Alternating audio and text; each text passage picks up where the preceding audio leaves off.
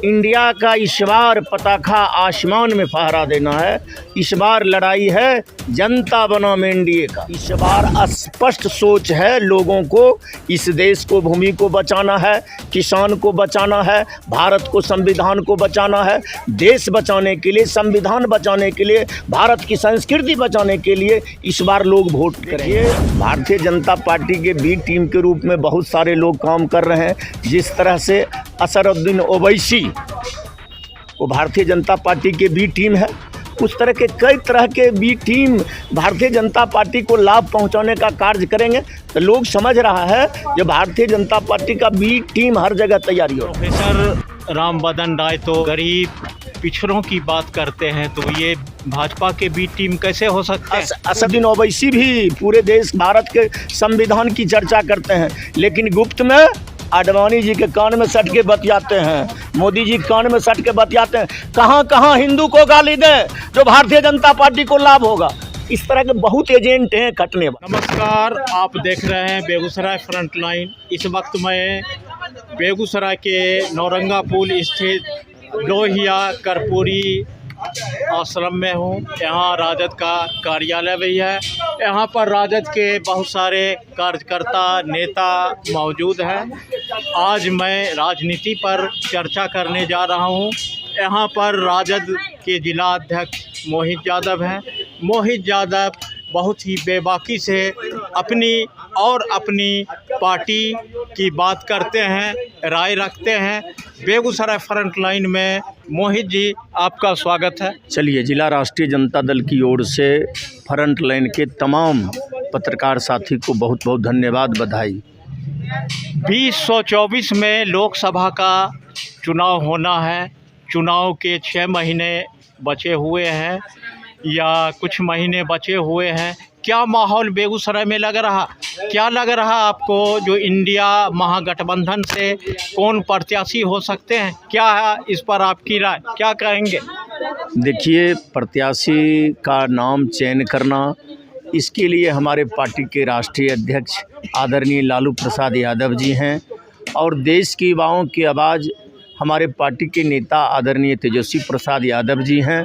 उम्मीदवार वहाँ से तय करेंगे और हम तमाम जो गठबंधन के साथी हैं, खास करके राष्ट्रीय जनता दल की मैं बात करता हूँ, नेता का जो निर्देश होगा अक्षरशः हम लोग पालन करेंगे।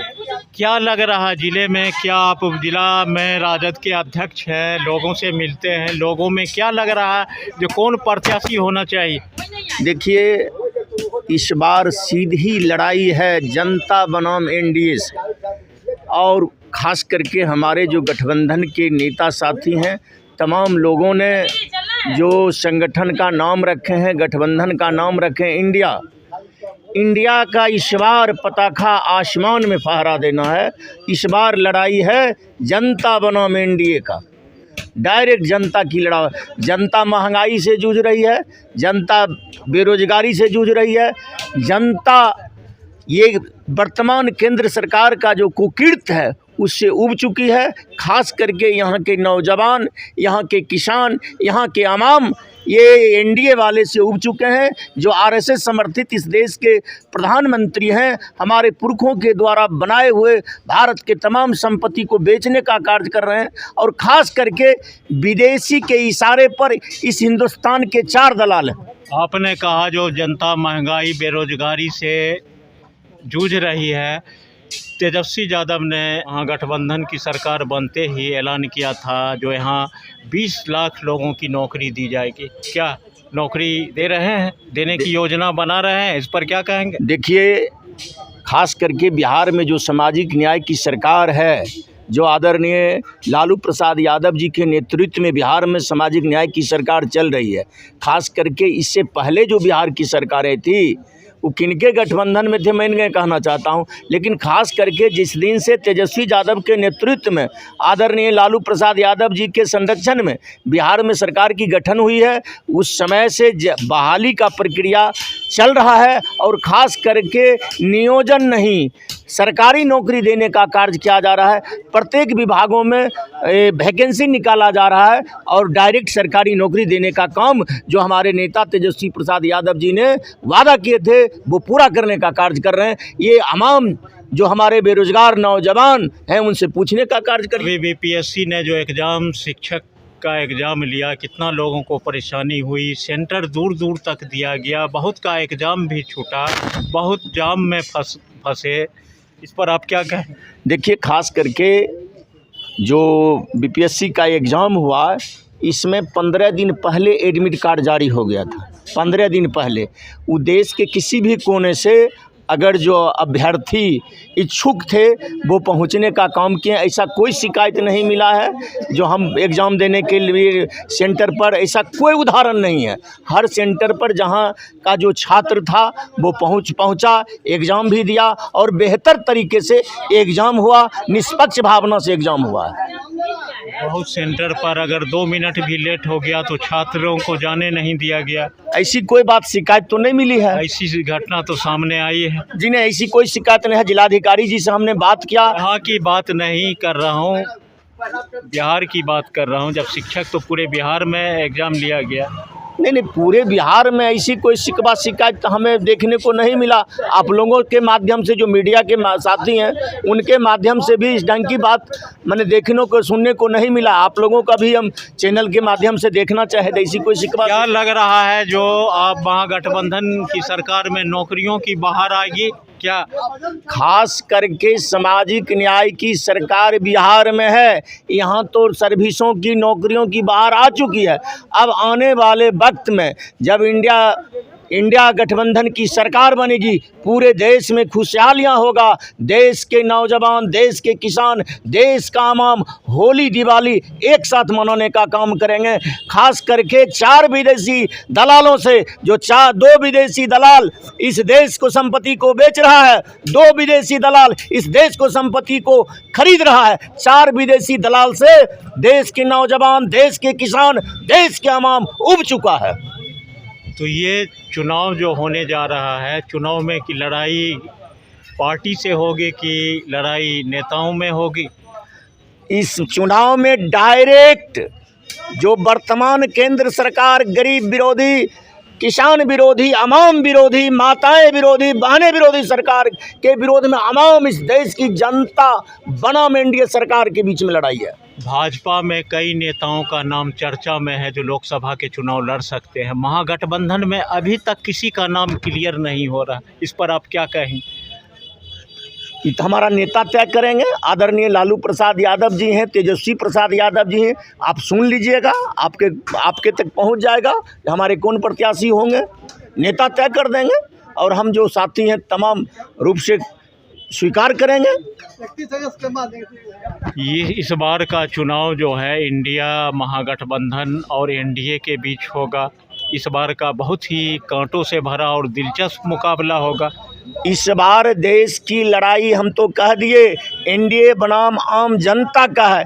इस बार लड़ाई होगी, किसान को अस्मिता बचाने की सवाल है, देश की संविधान बचाने की सवाल है, देश की माँ बहनों की इज्जत बचाने की सवाल है। अब मणिपुर की घटना देख रहे हैं, जिस तरह से अंग्रेजी हुकूमत में इतना बड़ा बहनें और माताएं के साथ जुल्म अत्याचार नहीं किया जाता था, यह एनडीए सरकार में हो रहा है। इस बार का क्या चुनावी मुद्दा होगा? क्या लोग समझ के इस बार वोट करेंगे? मोदी जी को लोगों ने 9 साल कार्यकाल पूरा हो गया, 10वें साल में प्रवेश कर रहे हैं। क्या सोच के?